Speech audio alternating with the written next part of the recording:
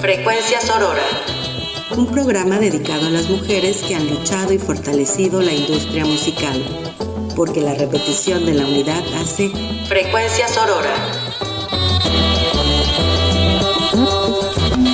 Hola, les doy la bienvenida a una emisión más de Frecuencia Sorora, una producción de Estefanía Hernández para Universo 94.9 y que también se transmitirá en colaboración a través de CIMAC Radio. Hoy conoceremos a la cantadora, jaranera, compositora y tallerista veracruzana Stephanie Delgado y su álbum debut, Migrar. Muchas gracias, Stephanie Delgado, por estar en Frecuencia Sorora. Gracias a ti, Tocaya, por la invitación. Qué bueno que nos topamos, que coincidimos hace poco y ya finalmente concretamos. Sí, exacto. Y bueno, pues tu canto peregrino para el son y para nuestro corazón es hermoso. Todo lo que he podido encontrar de ti, tanto tu música como darme cuenta y tener esta sorpresa de que también estuviste involucrada en el cine. También hay un escrito precioso en 3 tomos para formato 7 de tu historia, y lo que me encantó justo encontrar fue el saber un poco más de la historia de tu familia, cómo mencionaste que tu mamá desde muy joven quería dedicarse a la música. Dices, mi mamá siempre fue muy artística, tiene una voz preciosa y súper afinada. Nos contaba que cuando estaba en la normal siempre quiso cantar y tocar guitarra. Y que a ti te dieron todo el apoyo, que desde chiquita a los 6 años iniciaste con el teclado. Ya en la secundaria fue que dijiste, necesito cantar. Pero bueno, hablando un poco sobre estas figuras de mujeres, me gustaría también tocar un poco esto de tu trabajo y tu acercamiento con la gente, con los aspectos sociales, que bueno, también le compusiste una canción a Antonia. Me gustaría ver este caminar tuyo de unir tanto a la sociedad, la empatía que tienes por ella con la música, y aparte has estado en agrupaciones con más mujeres. Entonces, ¿cuáles fueron estas referencias? Pensando que la primera quizá fue tu madre, pero para darte este impulso, el decir, tanto las mujeres estamos aquí y podemos llevar nuestra voz a los escenarios, nuestras composiciones y nuestras creaciones.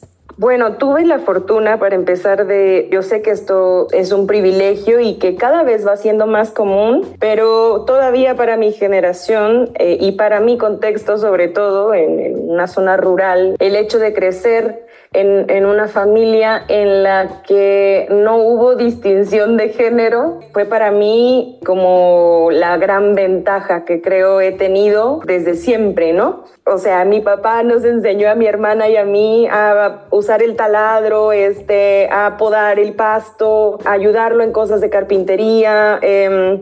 Mi mamá nos enseñaba otras cosas, ¿no? Así como, bueno, tienes que aprender a escribir bien. Nunca hubo una cosa de, por ser mujer, tienes que dedicarte a esto o tienes que comportarte de esta forma. Claro que tampoco era como un pensamiento tan liberado de su parte, porque justo platicaba de eso hace poquito con una amiga y le decía, bueno, al final nuestros dones también tienen una herencia colonial ahí bien fuerte, ¿no? Mi mamá creció en una sociedad en Córdoba, Veracruz, donde había una población española amplia y donde en su tiempo había esta cosa de las señoritas tienen que aprender a tocar el piano, porque eso es una cosa de clase, ¿no? De mejor posición social, de además cultivar esta cosa de ya sabes, ¿no? El lado femenino, el lado de la ternura en contacto con esta cosa mágica. Y entonces, bueno, por esas razones, por sus propias motivaciones, yo empecé a tomar clases de piano muy chica. Aunque mi mamá en realidad creció en una clase obrera, pobre, súper marginalizada, y creo que justamente por eso ella, al ser maestra, tener otro tipo de herramientas, dijo, bueno, entonces yo no quiero que mis hijos pasen por eso, yo quiero que mis hijas sepan tocar el piano. Y entonces, en realidad es por eso que yo me empiezo a acercar al teclado, ¿no? Al piano como el primer instrumento.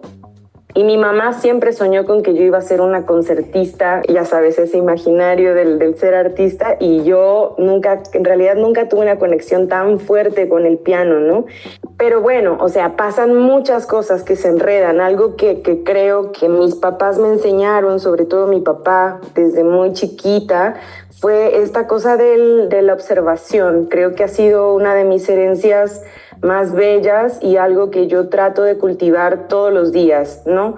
Entonces, esta cosa de contemplar lo que hay a mi alrededor es algo que me urge siempre y que siempre está activo en mi cabeza, ¿no? Entonces, cuando fui creciendo me di cuenta que, por ejemplo, Antonia, que era la mujer que limpiaba en mi casa, que era trabajadora del hogar en mi casa, fue quien en realidad me dio como todo el bagaje cultural del ser del sur, ¿no? Mis papás, al no ser de allí, no tuvimos lazos familiares allá, pero ella me dio esa conexión, me dio esa herencia, ¿no? Que para mí es la cosa más importante que me han dado, ¿no?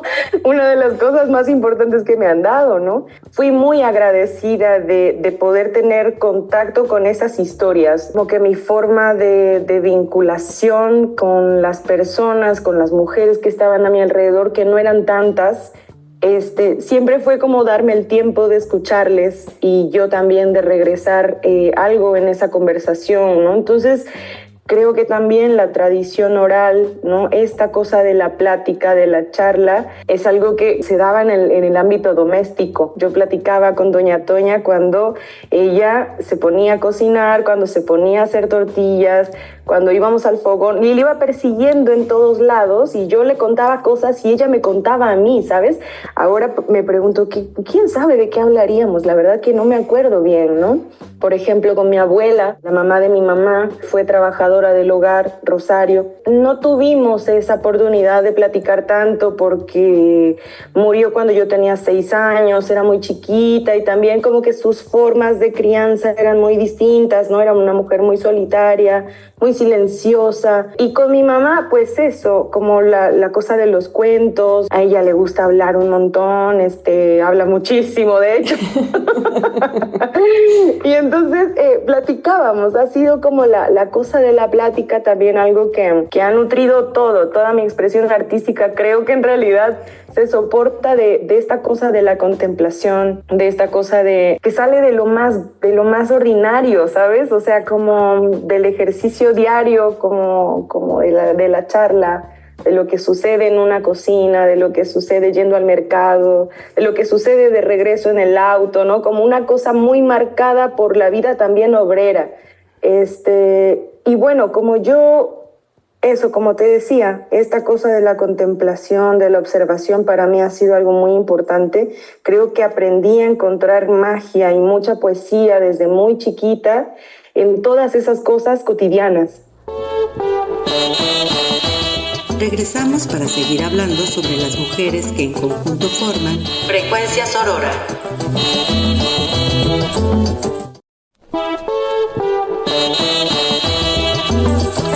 Continuemos escuchando sobre el trabajo y la lucha de las mujeres que crean Frecuencia Sorora.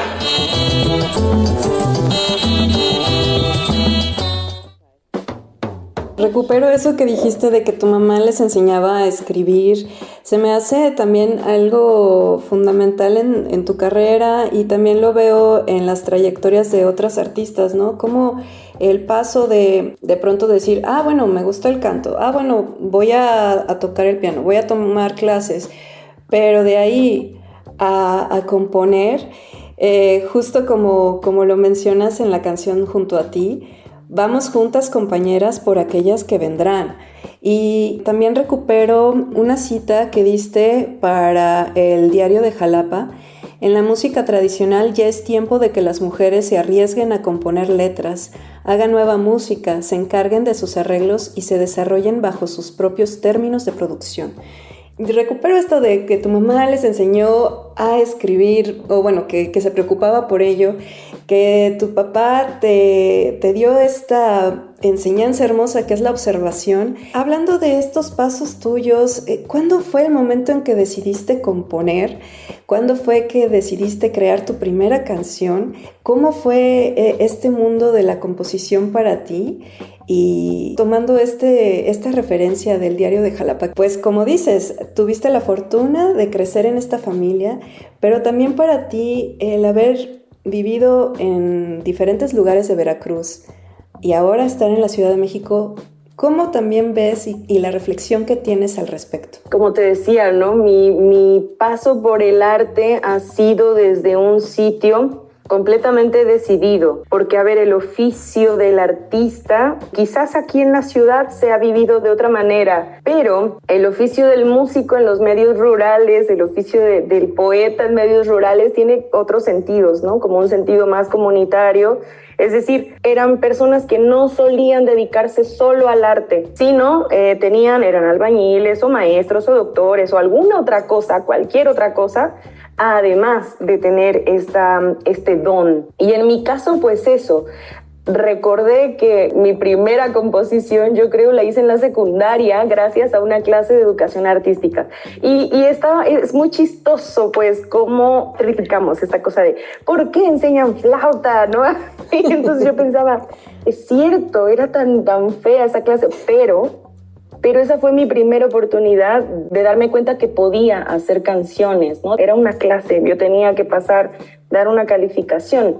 Sin embargo, ya tocaba el piano, ya tenía yo como todo un acercamiento, una sensibilidad musical muy, muy hecha. Mi hermano también intentó ser músico, es músico, ¿no? Aunque se dedica a otra cosa. Y él, sobre todo, era como quien me conducía siempre a ya viste cómo está construida esta canción, ¿no? Ya viste lo que dice, ¿no? O sea, obviamente mis referencias con él eran el rock primero, ¿no? O sea, desde el rock que estaban pasando con los instrumentos, y entonces aprendí a escuchar el bajo que nadie escucha, ¿no? Y luego las letras, ¿no? Ahí me topé con todos los artistas latinoamericanos y las mismas producciones de son jarocho, ¿no?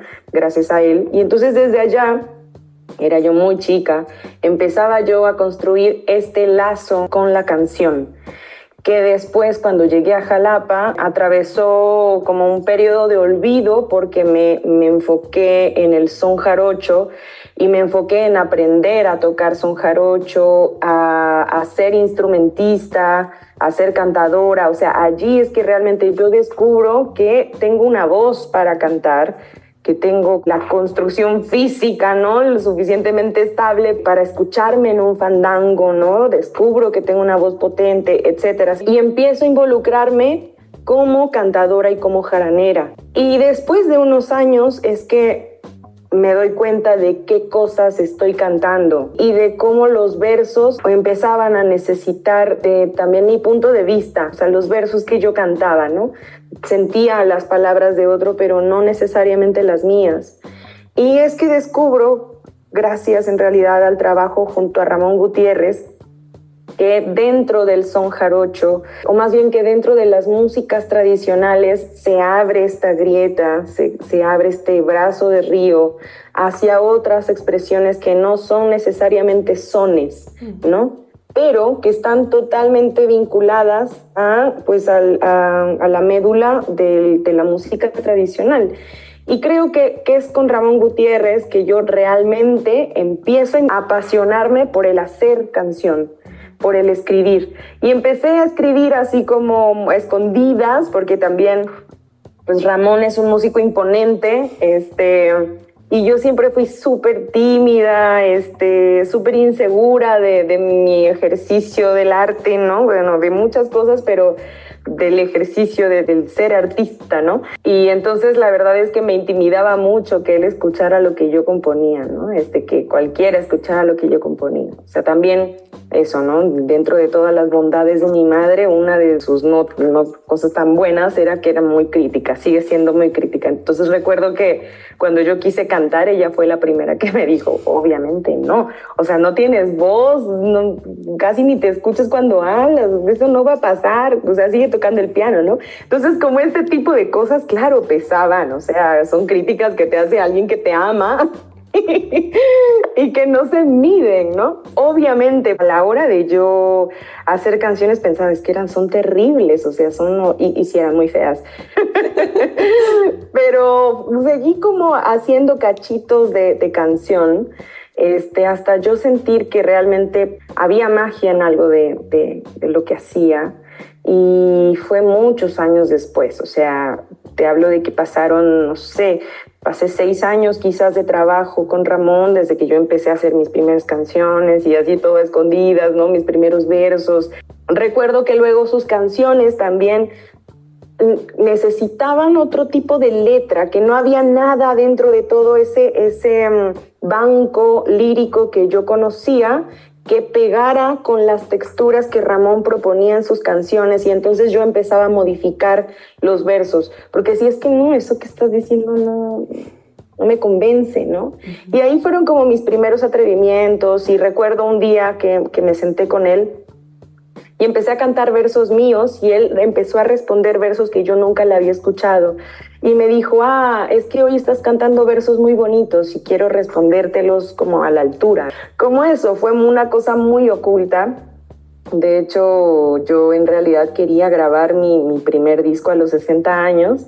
Como cantadora no tenía ninguna intención de grabarme un disco, pero mi exmarido me impulsó muchísimo, ¿no? Casi que me obligó a producir, y entonces ya cuando dije, bueno, me voy a confrontar a mí misma, voy a sentarme hoy a terminar una canción, a terminar 2, y todo empezó a pasar así, como una cosa que se deshila. Desde que entré así a aprender a producir, me fascinó, ¿no? Incluso es algo que me sigue como fascinando, ¿no? Cada vez que yo me siento a hacer arreglo, me siento a producir, pienso, wow, esto me encanta, ¿no? O sea, podría hacer esto todo el día. Y ahora eso, como con la cosa de las canciones estoy redescubriendo también otra forma desde donde me coloco como compositora, pero migrar fue un ejercicio precioso para mí de poder hablar de un montón de cosas que me preocupaban y que siempre había tenido allí, ¿no? Como pegadas en la piel. Uh-huh. Sí. Regresamos para seguir hablando sobre las mujeres que en conjunto forman Frecuencia Sorora.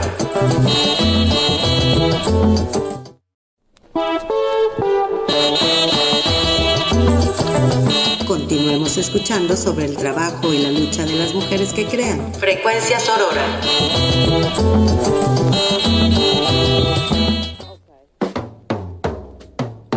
Ay, qué bonito todo lo que platicas. Realmente siento que ha sido un tejido muy, muy bello. Y bueno, recordando un poco un verso de Antonia, recordando también, tomando un poco de lo que viviste con Toña, afuera hay un mundo que quisiera ver. Me gusta, ¿no? Como, pues, justo en este disco Migrar, pero también tu manera de crecer, de vivir la vida. Naciste en San Andrés Tuxtla, pero creciste en Hueyapan de Ocampo. Y de ahí te fuiste a Jalapa, y de ahí te fuiste a la Ciudad de México, y de ahí has viajado por diferentes lados, has llegado a Europa. Entonces también está este crecimiento, y no nada más, pues hablándolo así de manera superficial, sino también con este trabajo tuyo, no nada más en los escenarios, también como tallerista, que lo has logrado de una manera autogestiva, y es algo valioso de hablar al respecto, ¿no? Te has ganado, bueno, Migrar fue ganador del estímulo de fomento a proyectos y coinversiones culturales en 2021. También lograste hacer este documental de los cantos del Río Grande. O sea, todo esto que implica el apoyo de muchísimas personas, el apoyo también que debes de estar buscando constantemente, ¿no? Entonces, ¿qué ha sido para ti, pues, Migrar? el crecimiento que lleva esto con el trabajo de autogestión como artista. Uy, creo que es algo que todavía, más bien que trato de recalcular cada tiempo, porque como que parece que estas cosas las logro yo solita, pero la verdad es que siempre hay alguienes, ¿no? Acompañándome. Incluso, por ejemplo, pienso en las giras, ¿no? Esto último que mencionabas. La verdad es que todas las giras que he hecho y que seguramente voy a seguir haciendo están sostenidas de verdad obviamente por una búsqueda propia, pero por toda la gente que allá está a disposición de tender la mano para el viajero, ¿no? Para el caminante, para el músico, para quien necesita ir, ¿no? Y lo mismo creo que en la cosa por ejemplo, del hacer documental, vuelvo a las imágenes, y en realidad fue como una cosa de unir inquietudes de varios amigos y decir, sí, vamos a hacerlo, ¿no? Y lo mismo que si alguno de ellos me llamara hoy, me dijera, oye, necesitamos hacer música para tal y que tú cantes, yo diría, va. Es decir, hay una cosa comunitaria muy fuerte que yo he descubierto alrededor del son jarocho y de la música tradicional, de las músicas tradicionales. Cada vez que me topo con una música tradicional nueva, aunque le llamen folclore en el sur o de la forma en la que quieran denominarlo, ¿no? Hay todo un tejido, ¿sabes? Por ejemplo, ahora fuimos a Bruselas. Y cuando terminamos nuestra grabación era tardísimo y estábamos en un edificio como de 3 pisos. Y en la parte de hasta abajo hay una cancha de básquetbol donde estaba un taller de música marroquí. Y entonces, después de que los músicos grabaron con nosotros, se fueron a dar su taller. Y nosotros estábamos cansadísimos escuchando, ¿no?, los craqueps sonar. Y entonces dijimos, ¿qué es eso, no? Bajamos y estaban sentados en un círculo, en un rincón de una cancha de básquetbol, tocando los craqueps, cantando, bailando. Y yo decía, qué cosa tan maravillosa. Nos sentamos, nos invitaron a cantar, ellos hablando en su idioma, nosotros cantando lo que podíamos, entendiendo desde la música, y pensaba, es como la invitación más importante que hemos tenido en estos días, ¿no? Es como una puerta a la solidaridad, a la hermandad, ¿no? Desde donde yo creo se gestan los proyectos más duraderos. Igual ahora, por ejemplo, con Chéjere pienso, hay un montón de cosas moviéndose alrededor del aniversario de Chéjere, de gente queriendo que salga bien. Y bueno, obviamente de este lado lo que a mí me toca es ser ordenada, ¿no? Como disciplinada, y también poner como el ojo en los objetivos, como ya hablando sin tanto romanticismo, del lado más práctico. Bueno, o sea, me toca a mí como músico independiente, pues estar a la casa de las becas, de los foros en donde mi música quepa. Me da, o sea, darme a la tarea también de vincularme con otras músicas, otros músicos, que a eso, por ejemplo, a mí me cuesta un poco de trabajo porque soy un poco ermitaña. Me cuesta, ¿no? Así como, ay, bueno, va, yo le voy a hablar y le voy a escribir, ¿no? Eso es lo que más me cuesta a mí hacer en la cosa de la gestión, ¿no? Ahora, con que siempre sí, corro con la fortuna de que Ana Arisméndez, la Ana la Tejana, mi compañera, se encarga de buena parte de eso, porque pienso, ay, sí, así yo puedo dedicarme a tocar y hacer arreglo y cualquier otra cosa, porque no soy muy buena para la cosa social, y es cierto que dentro del medio artístico es algo que se necesita. Es una dosis ahí que a mí a veces me falta un poco, ¿no?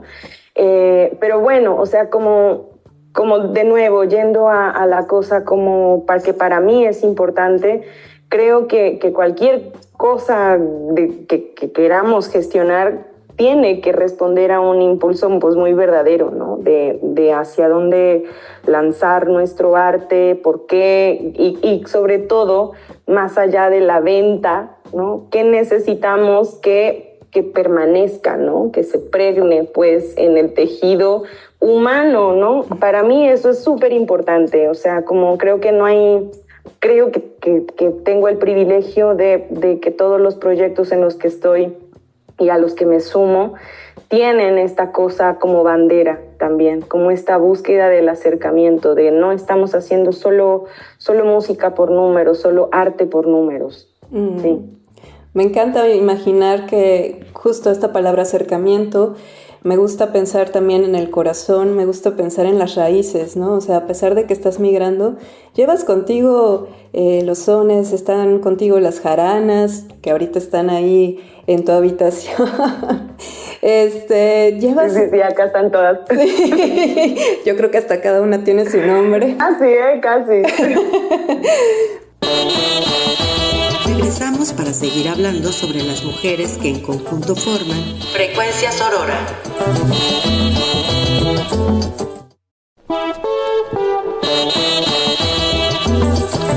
Continuemos escuchando sobre el trabajo y la lucha de las mujeres que crean Frecuencia Sorora.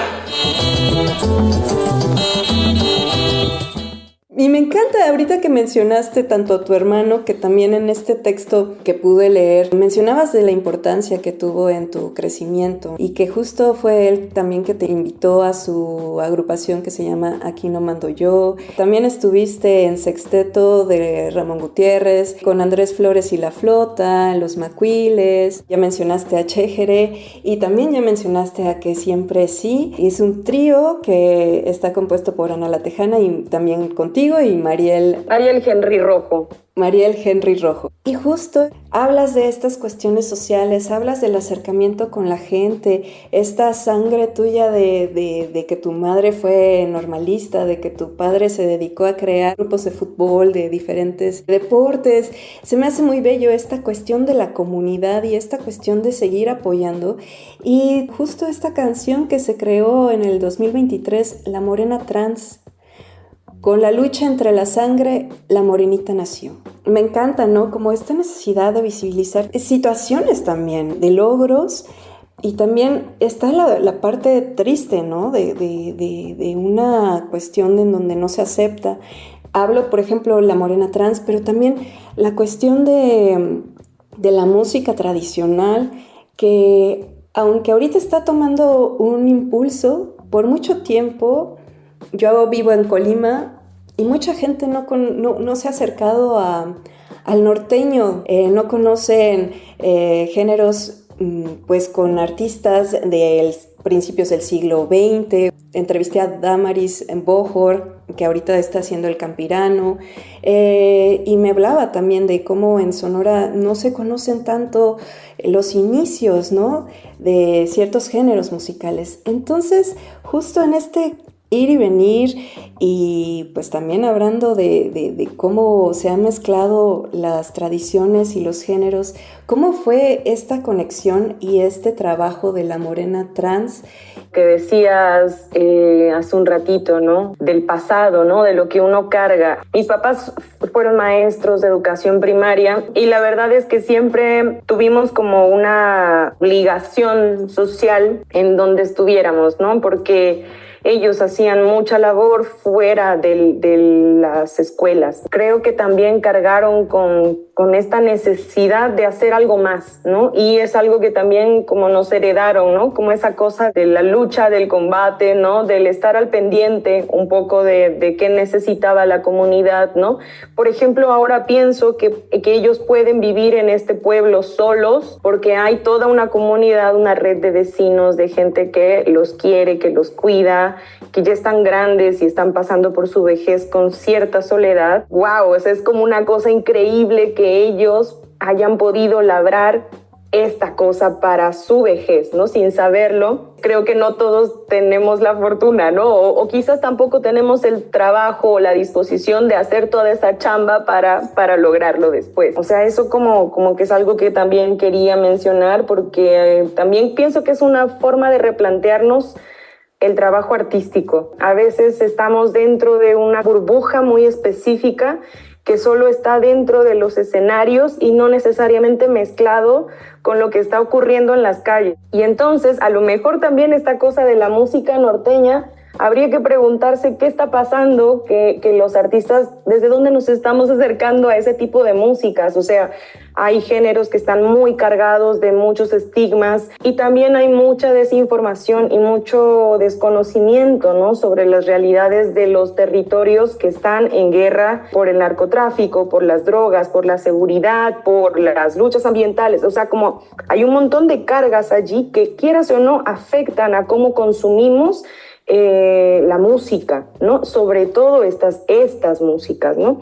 Y bueno, como creo que el son jarocho ha habido como una limpieza de poder separar incluso el género de su contexto. Entonces eso tiene ventajas y no, pero creo que lo hace más amable, lo hace más accesible a otros públicos. Yo en esa entrevista quizás conté, ¿no?, cuando yo era niña, en los fandangos que estaban al lado de mi casa se sostenían por señores únicamente, la mayoría súper borrachos, o sea, no era un escenario apto para una niña. Entonces eso me distanciaba de la música, y ya después en Jalapa es que, bueno, encuentro estos espacios de cierta forma protegidos. Y bueno, respecto a lo de la morena trans, creo que mi misma necesidad de estar al pendiente de lo que pasaba socialmente me hace también que en mis clases yo estoy hablando todo el tiempo, así como la lucha, así.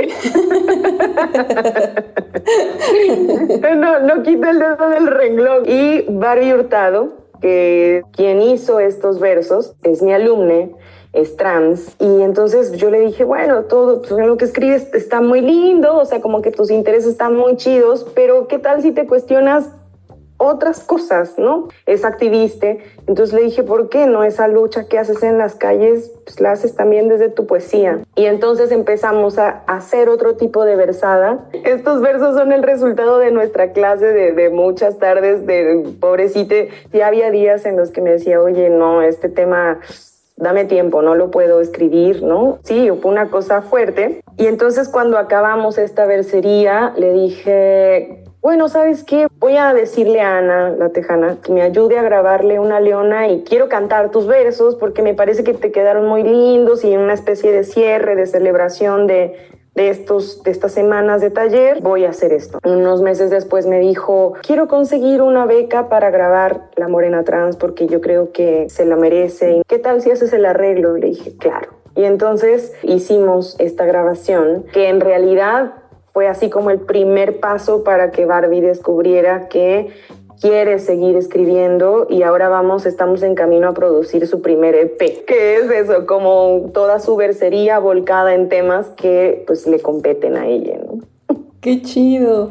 Oye, Stephanie, pues me encantó mucho esta plática, de verdad ha sido súper enriquecedor conocerte, y justo como dije, pues todo este movimiento, no nada más en los escenarios, tú dedicándote a la música, pero también en esta parte educativa, creativa, y los frutos que se están viendo, ¿no? Se nota que eres del monte, porque estás cosechando muchísimo. Qué chido, muchas gracias. Bueno, qué buen halago. Stephanie, cuéntanos cómo podemos escuchar tu música, cuáles son tus redes para encontrarte. Ahí juego entre Stephanie Delgado y Fafe Fifofu. Y estoy en YouTube, en todas las plataformas de música excepto iTunes, en Instagram, mi página es Stephanie Delgado y Fafe Fifofu. Perfecto. Pues, ¿quieres terminar con algo? Muchas gracias más bien a ti por interesarte en lo que estoy haciendo, por lo que he venido haciendo. También creo que las entrevistas me sirven para hacer como una especie de corte, ¿no? De toda la chamba, ¿no? Que a veces también ahora la vigencia del trabajo parece así como que dura 2 segundos, ¿no? Pero bueno, ya son muchos años y gracias por acercarte a mí.